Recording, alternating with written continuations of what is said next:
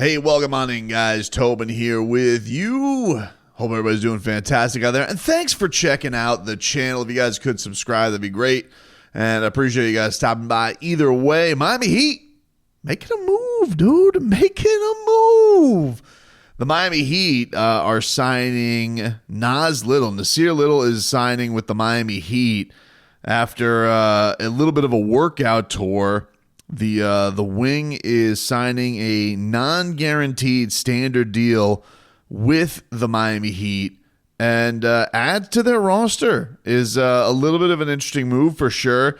He was in a bit of an interesting situation as he's 24 years old, former first-round pick, and was in the middle of a 4-year, $28 million contract with the Phoenix Suns. The Suns then waived and stretched him so they could go make some roster moves and be, a little less punitive against their aprons. I mean, they're obviously very, very, very financially strapped.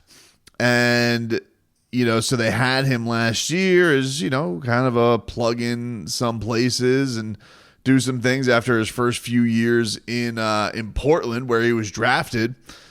And they just let him go.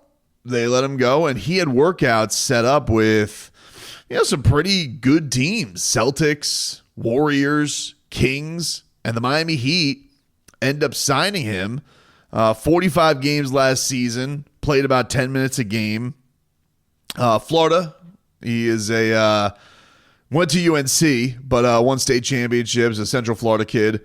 Won back-to-back state championships, 6'7", 7'2" wingspan, which is obviously very, very exciting. Can shoot a little bit, very explosive, was a big lob threat, especially with the Portland Trailblazers, played with Dame's Trailblazers, played with a highly touted Suns team with a ton of talent last year, says his favorite player is Kevin Durant, suffered an orbital fracture at one point last year. You guys probably seen a lot of his pictures. He's wearing the mask.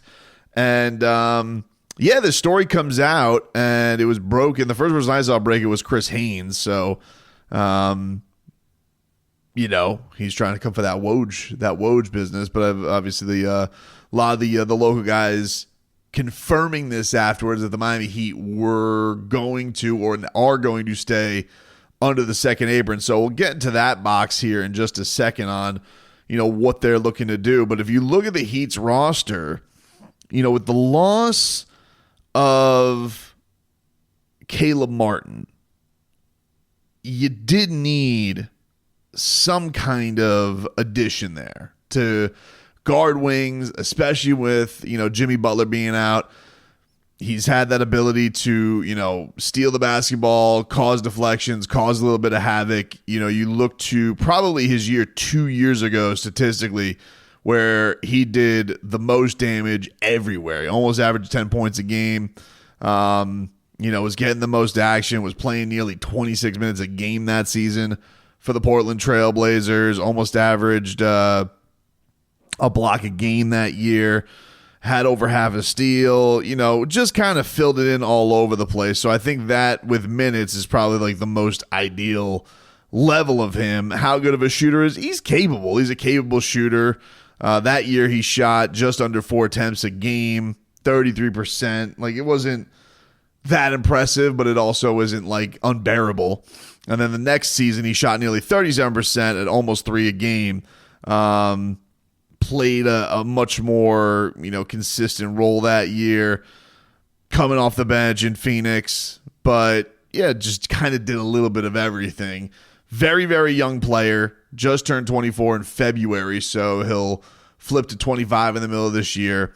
I do like, one of the things I am enjoying with Miami, and they did this signing Josh Christopher as well, I do like this idea that the Miami Heat are kind of mining for gold with former bottom of the first round guys. Like, they've already kind of shown they've mastered the level of finding the undrafted guys and finding even the second round pick guys.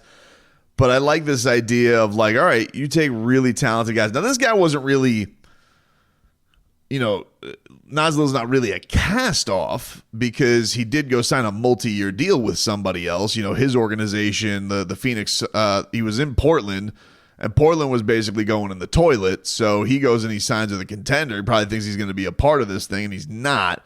So you could be the skeptic and be like, well, all right, we're getting the Suns scraps. But the other side of that is, a lot of other teams, including, your biggest rival, wanted him as well.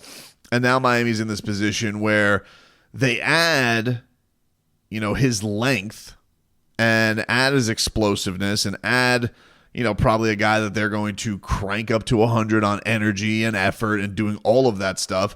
They're going to empower him to probably shoot a lot more because that's what the Miami Heat do when they get guys here. And feels like it could be a pretty intriguing fit because this isn't even like a guy who nobody. This is a guy who was in the middle of a deal, so he's got his money coming to him and could sign in a place where it's a good situation for him, and he doesn't really need the guaranteed contract because he's already got guaranteed money coming his way. The interesting thing with that is now the Miami Heat can play a little bit with the apron game because if the Miami Heat make a trade, they move somebody out. Let's say the Miami Heat trade.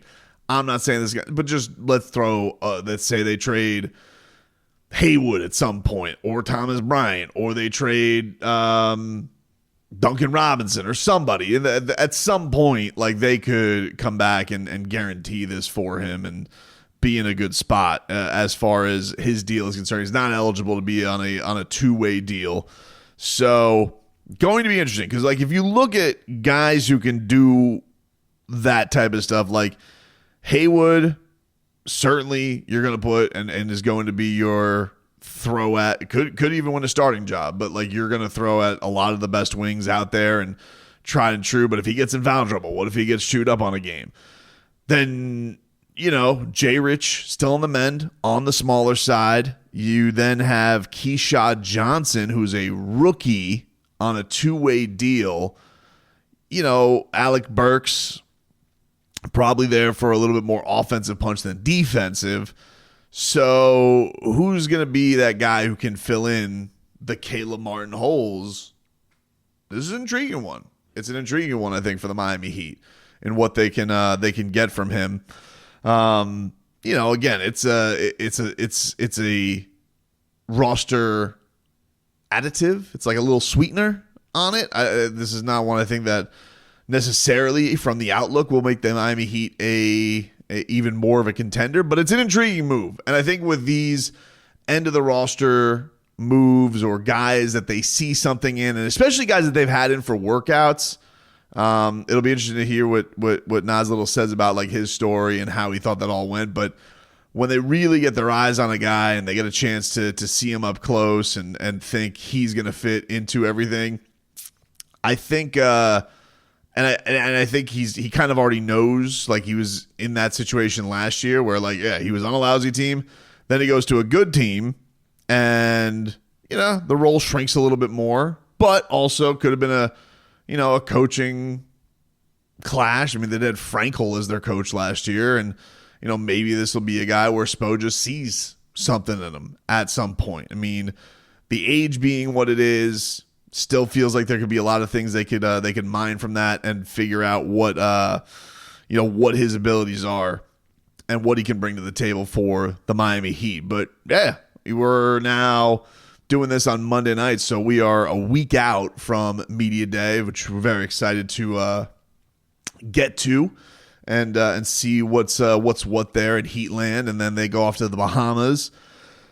And then before you know it, they'll be live scrimmaging. They'll be back at the Kaseya Center, which, by the way, I don't know if you guys saw you guys can go look them online because I'm a little lazy to edit tonight. I'm putting pictures in here. But, man, long overdue to get the Jumbotron fired up, new fireball, updated. And I think even if you've gone to the games and you saw the corner scoreboards that they put up, those look a lot sweeter. But it's going to be cool to have one right center stage there for everybody to see. Just updated, looks nicer. It's about damn time. It's a great thing that the Miami Heat are finally going to have that at their disposal for these games. It looks sweet as hell. I can't wait to get a look at it.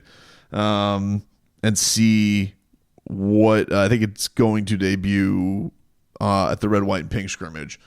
So looking forward to that. But yeah, Nassir Little signing with the Miami Heat, non-guaranteed contract, and intriguing element to bring to their roster and bring to this camp getting into here.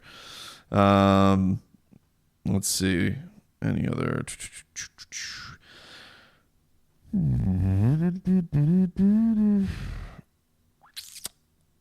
Yeah, I'm just checking out any other deets on it from the. Let's see, from Ira. Says instead of the Heat remaining 14 players on the standard contract, total had been expected due to the team's position against the highly punitive second apron. The Heat have reached an agreement with Nassir Little. Salvador Sentinel confirms. Ineligible for a two-way contract because it's 5 years. Non-guaranteed 1 year on the vet minimum. A season-long agreement with Little would put the Heat above the second apron. A prorated daily rate, such as a contract, would initially keep the Heat below that, even if they open the league season with the maximum 15 players on a standard contract. So, listen, man, I think you give the tip of the cap here to one Andy Ellisberg doing that cap jujitsu, maneuvering around to keep themselves clean. Get a guy here who doesn't necessarily need the guaranteed contract right away. And then, the scouting department of this franchise has been really second to none in this NBA. So very excited to see what Little can add to this Heat roster.